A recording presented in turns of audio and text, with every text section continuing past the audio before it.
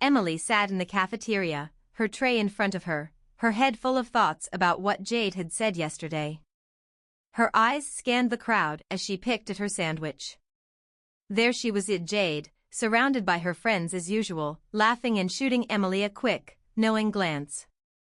It felt like Jade was always watching her.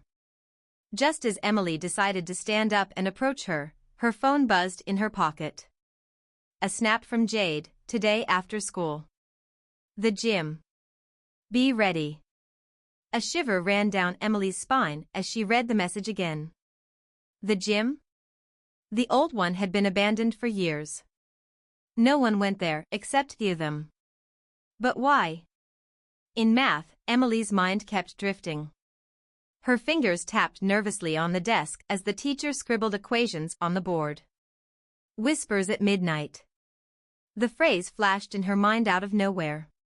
She shook her head, trying to focus. But there it was again, like a soft whisper in the back of her mind, barely audible but somehow present. She chalked it up to nerves. The last class flew by, and before Emily knew it, she was standing outside the old gym. The building was ancient, with crumbling brickwork and peeling paint. The windows were covered in dust and cobwebs, and the door seemed barely hanging on its hinges. She swallowed hard, her heart pounding. Jade stood casually by the entrance as if she had been waiting for her. Ready? She asked with a broad grin that carried a hint of challenge. Emily nodded, though she wasn't sure she felt ready at all. As they entered the building, a strange feeling washed over Emily. The air was cold, unnaturally cold.